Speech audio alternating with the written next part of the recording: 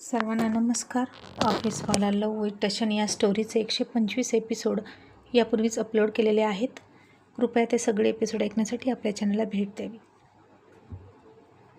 आता आर्यन स्वीटीसाठी इमली आणायला गेला फ्रूट मार्केटमध्ये आणि त्यानं एक इमलीचा शेवटचा बॉक्स उचलला. त्याचवेळी त्याच्या हातावर आणखीन एकाने हात ठेवला आणि त्या बॉक्ससाठी दोघांचीही भांडणं लागली.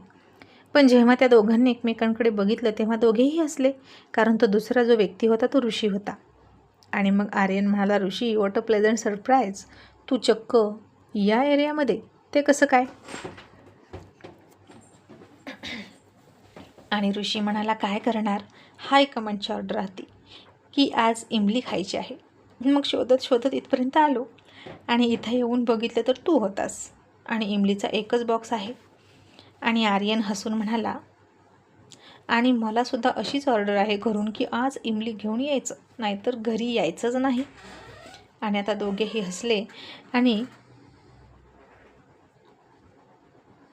काय करायचं, बॉक्स तर एकच शिल्लक आहे. आणि आर्यननं फ्रूटवाल्याला विचारलं की अजून आहेत का शिल्लक बॉक्स? तर तो म्हणाला, नाही सर, आजकाल हे बॉक्स खूपच खपत आहेत. आणि आर्यन हसला आणि म्हणाला, बहुतेक आमच्यासारखेच कोणीतरी येत असतील बायकोसाठी घेऊन जायला. बट काही हरकत नाही ऋषी, आपण शेअर करूया. असं म्हणून आर्यनने तो बॉक्स फोडला आणि ऋषीला निम्म्या चिंचा दिल्या. आणि मग ऋषी म्हणाला, थँक्यू सो मच. मग आता भेटलोच आहे तर माझ्यातर्फे एक चहा घेऊया. आणि आर्यन म्हणाला, ओके, पण त्यापूर्वी एक कॉल करून सांगू दे घरी की थोडासा उशीर होईल, नाहीतर आजकाल उशीर झालेला चालत नाही. बायको खूप चिडते, प्रेग्नेन्सीमुळे चिडचिड वाढली आहे.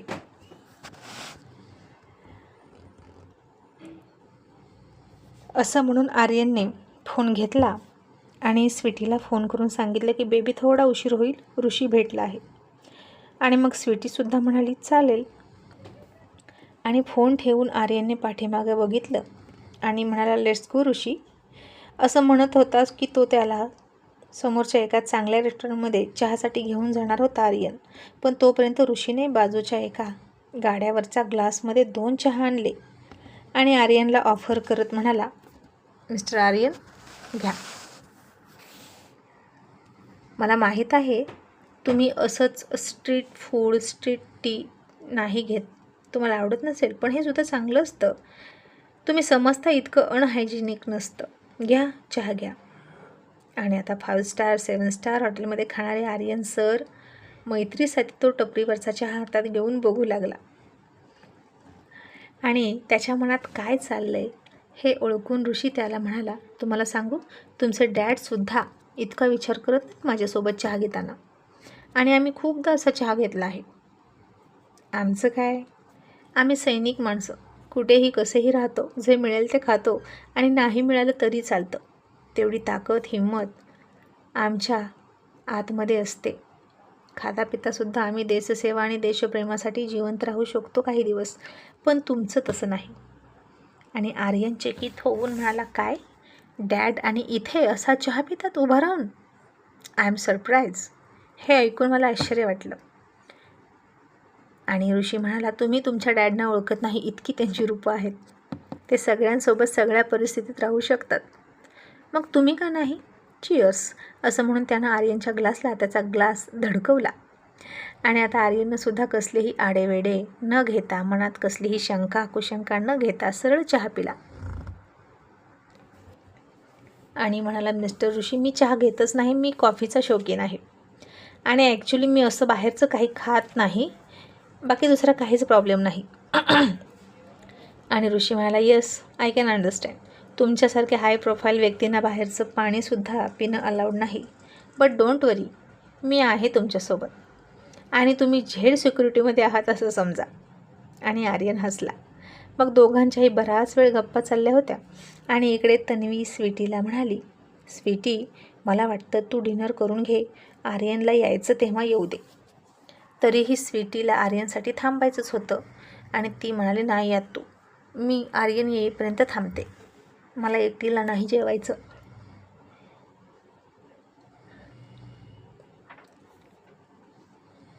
मग आता नाईलाजाने तन्वी अर्जुनसुद्धा थांबले. आणि अर्जुन म्हणाला, तनू मधूची काही खबर? एखादा कॉल केला होता की नाही तिला? तन्वी म्हणाली, मी दुपारीच तिच्याकडून जाऊन आले नेहासोबत. 2-3 दिवसांनी ते स्वित्झर्लंडला जातील. त्या तयारीत आहेत. आणि तुला माहीत आहे का आमच्यासाठी कॉफी कोणी केली? अर्जुन म्हणाला, कोणी? तन्वी म्हणाली, संग्रामनं केली. खूप क्यूट आहे तो. विशेष म्हणजे कोणत्याही कामाची त्याला लाज नाही वाटत. नाहीतर अर्जुन सर, तुम्ही कधी प्रेमानं बायकोला स्वतःहून 1 कप कॉफी तर करून दिली का? आणि अर्जुन म्हणाला, लायर, किती खोटं बोलतेस. मी असतो कधी कधी किचनमध्ये, ओके? तन्वी म्हणाली, हो, पण ते माझ्या मागणीनंतर, स्वतः होऊन नाही. आज आम्ही तिकडं गेलो, संग्राम मधूला म्हणाला, तू गप्पा मार, मी कॉफी आणतो, तू अजिबात उठू नको. आणि आता स्वीटीसुद्धा म्हणाली, हो ना, आर्यनसुद्धा सांगितल्याशिवाय काहीच करत नाही. आणि अर्जुननं डोक्यावर हात मारला आणि म्हणाला, तुम्ही लेडीजना कधीच समाधानी नसता.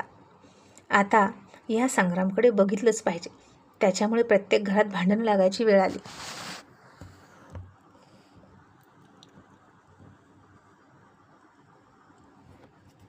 इतक्यात आर्यनसुद्धा आला आणि सॉरी सॉरी म्हणतच आत शिरला. तिथेच तिचा चिंचेचा बॉक्स ठेवला डायनिंग टेबलवर आणि पळतच गेला आणि 5 मिनिटात तयार होऊन खाली आला. आणि लगेच सगळ्यांनी डिनर वाढून घेतला. आणि आता डिनर करण्याऐवजी अर्जुन सर चिंच खात होते.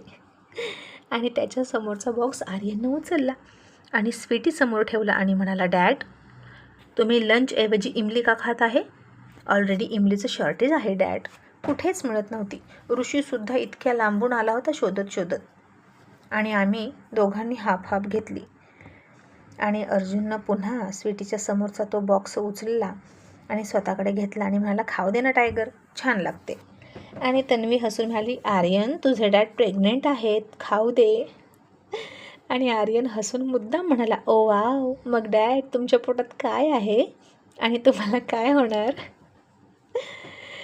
आणि डॅड, तुम्हाला काय वाटतं सांगा ना. तसं स्वीटीनं त्याला एक फटकाच दिला आणि म्हणाली, काहीही काय बोलतोस? त्या दोघांची मस्करी सुरू आहे ना, तू असलं बोलू नकोस. आणि अर्जुन म्हणाला, स्वीटी, बोलू दे त्याला. मी सांगतोय ना की मला काय होणार आहे. आणि टायगर, ऐक, माझ्या पोटात लव आहे, प्रेम, आणि मला लव होणार. खूप वर्षापूर्वीसुद्धा तेच झालं होतं, पुन्हासुद्धा तेच होणार आहे. हो ना तरुण डार्लिंग? आणि आता त्याचं उत्तर सगळ्यांना आवडलं. आणि आर्यन म्हणाला, येस, माझे डॅड कधीच हार मानणार नाहीत, त्यांचं आन्सर नेहमी हटके असतं. मग सगळ्यांनी डिनर केलं आणि झोपायला गेले. इकडे अतुल, नेहा त्यांच्या घरी होते. आणि अतुल म्हणाला, नेहा, मधू नाही तर करमतच नाही. पिहू गेल्यानंतर सुद्धा थोडंसं वाटलं सुनं, पण मधू होती त्याच्यामुळे जास्त काही फील नाही झालं. पण आता मात्र खूप कमी भासते मुलींची. त्यात तूही मला भांडत नाहीस का? भांडत नाहीस गं? आणि नेहाच्या डोळ्यात पाणी आलं आणि ती चक्क रडायलाच लागली. अतुलनं तिच्याकडे पाहिलं आणि चकित होऊन म्हणाला, नेहा, काय झालं? तू का रडतेस? तरीही नेहा रडायचं थांबत नव्हती आणि त्यानं तिच्याकडे दोन्ही हात पसरले. आणि नेहा खूप इमोशनल होऊन त्याच्या मिठीत गेली आणि तिचं मन मोकळं करायला लागली. अतुलनं सुद्धा तिला तिच्या भावना अश्रूद्वारे व्यक्त करू दिल्या. आणि मग ती थोडी सावरल्यावर म्हणाला, काय झालं? का रडतेस? आणि नेहा म्हणाली, अतुल, मधूचं सासर, त्या लोकांचा विचार करून माझं डोकं दुखतंय. सतत तेच आठवत राहतं. पिहूचं सासर किती छान आहे. आरवसुद्धा प्रोटेक्टिव्ह आहे, केअरिंग आहे. संग्रामसुद्धा केअरिंग आहे, प्रोटेक्टिव्ह आहे. आज मी आणि तन्वी मॅडम गेलो होतो तर त्यानं मधूला आमच्यापासून उठूनसुद्धा दिलं नाही, स्वतः कॉफी घेऊन आला. पण अतुल, त्याच्या मम्मीची आठवण आली की त्रास होतो रे. अतुल म्हणाला, नेहा, तू कशाला टेन्शन घेतेस? मधू तिकडं अजिबात जाणार नाही. नेहा म्हणाली, अतुल, असं नसतं, ती आई आहे त्याची. त्या दोघांना एकमेकांबद्दल कधीही प्रेम उत्पन्न होऊ शकतं. आईपासून मुलगा कधीच तोडता येत नाही. हे थोडेसे रुसवे फुगवे असतात थोड्या काळापुरते. त्यानंतर ती हक्कानं संग्रामकडे येऊन राहू शकते. संग्राम तिकडे जाऊ शकतो. आणि तिनं मधूला त्रास दिला तर? आता अतुलनं सुद्धा तो विचार केला आणि म्हणाला, नेहा, मला वाटतं तू खूप जास्त विचार करतेस. घरात एकटी असतेस ना दिवसभर, म्हणून. तू तुझं मन कशात तरी रमव बरं, की येतेस हवा पालट म्हणून आपणही जाऊया स्वित्झर्लंडला. आणि नेहा म्हणाली, नको, स्वित्झर्लंडला जाऊन हा प्रश्न संपणार नाही. त्याचं काहीतरी कायमचं सोल्युशन काढायला हवं. आणि अतुल म्हणाला, नेहा, प्लीज, संग्रामच्या मम्मीला काही करू नकोस हां. आता तू तिचा जीव घेशील की काय? तसं नेहानं त्याला फटका दिला आणि म्हणाली, काहीही काय, मी का असं करेन? अतुल मला तेच म्हणतोय मी नेहा, तू का घाबरतेस? तुझ्या मुलीला कुणी त्रास दिला विनाकारण तर तू सुद्धा उत्तर दे. नेहा तू अशी रडणारी नाहीस, तर पुढे होऊन लढणारी आहे. तन्वी मॅडम नंतर तुझाच नंबर लागतो की शेरनी म्हणून, पण मी मात्र अजिबात शेर नाही बरं का, अर्जुन सरांसारखा. आणि नेहा हसली. मग आता 2 दिवसांनी संग्राम मधू स्वित्झर्लंडला निघाले. आर्यन त्या दोघांना एअरपोर्टवर सोडून आला. Happy journey, enjoy the trip वगैरे शुभेच्छा दिल्या. तो पुन्हा ऑफिसला गेला. आणि आता दुसऱ्या दिवशी संडे होता. जितेंद्र निवांत होता. खूप दिवस झालं संडेची सुट्टीसुद्धा घेतली नव्हती त्यानं, कारण इंद्राकडे वर्कलोड वाढलेला होता. पण आज निवांत होता. बरेच दिवस झालं नयनाच्या अशा वागण्यामुळे ते दोघे एकत्र आले नव्हते. तिला वाटत होतं की तो नक्की जवळ येणार.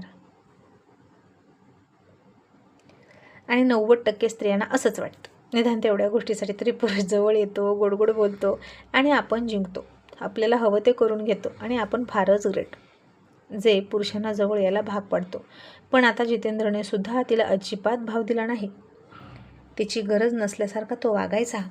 आणि आज बेडरूममध्ये बसूनच त्यानं नयनाला सांगितलं की मला कॉफी आण. नयना आता चिडली. पटकन गेली आणि कॉफी घेऊन आली आणि फार वाईट तोंड केलं आणि त्याला कॉफी दिली.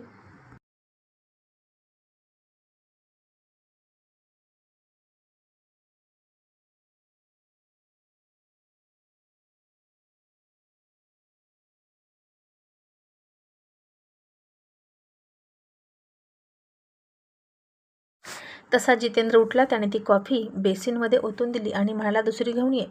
नयना आतासुद्धा चिडली आणि म्हणाली, मी नाही आणणार. जितेंद्र म्हणाला, मग तू बाहेर जा. माझी बायको म्हणून राहायचं असेल तर माझं काम केलं पाहिजे. मलासुद्धा माझी नॉर्मल मॅरिड लाईफ जगायची आहे इतर पुरुषांसारखी. मला कॉफी आण किंवा बॅग उचल. तशी ती पुन्हा पाय आपटत गेली. त्याच्यासाठी लगेच कॉफी घेऊन आली. जितेंद्रनं पुन्हा ओतून दिली. ती पुन्हा गेली. लगेच कॉफी घेऊन यायची आणि जितेंद्रने पुन्हा कॉफी ओतून दिली तिसऱ्यांदा. आणि आता मात्र त्याच्या मम्मीनं बनवून ठेवलेली सगळी कॉफी संपली. आणि मम्मी वैतागून सोफ्यावर जाऊन बसली आणि म्हणाली, नाही ना, तुझी तू कॉफी बनव, मी नाही बनवणार. तुम्हा नवरा बायकोच्यामध्ये मला घेऊ नका, मला अजिबात पडायचं नाही. आणि नयनानं आता नाईलाजानं कॉफी बनवलीच. पुन्हा जितेंद्रकडे घेऊन गेली. आणि आतासुद्धा जितेंद्रने तिच्याकडे बघितलं. ती हाताची घडी घालून रागात त्याच्याकडे बघत होती. मग जितेंद्रनं तीसुद्धा कॉफी उचलली आणि बेसिनमध्ये फेकायला निघाला. इतक्यात नयना त्याला आडवी आली आणि म्हणाली, जितेंद्र अजिबात कॉफी ओतू नकोस, मी स्वतः केलेली आहे.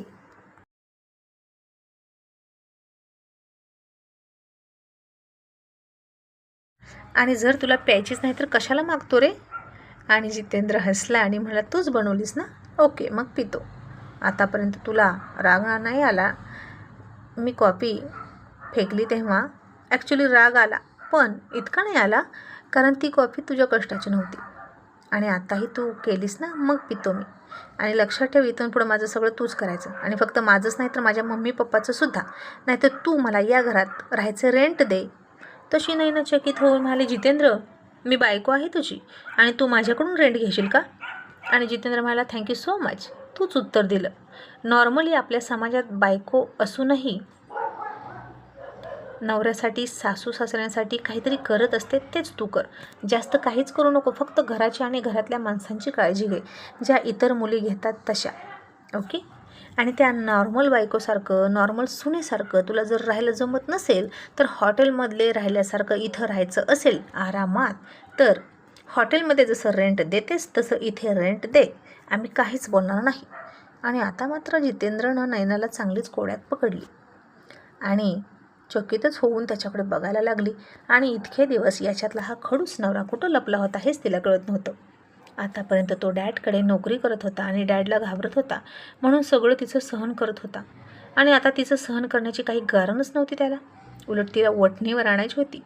आणि मग जितेंद्र तिला म्हणाला, कॉफीनंतर मला नाश्ता हवा आहे, जा तयारीला लाग. आणि नयना पुन्हा रागात गेली. आणि आता ती विचार करायला लागली की काय करू, याला रेंट देऊ का? मला काही कामाची सवय नाही बाबा, पण रेंट द्यायला पैसे तरी कुठून आणू? आणि मी एखादी नोकरी शोधली तर, असंही नाही ना विचार करायला लागली.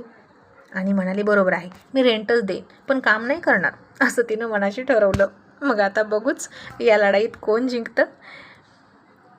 जितेंद्र न्यायला वटणीवर आणेल का हे पाहणं इंटरेस्टिंग ठरणार आहे. Thank you so much.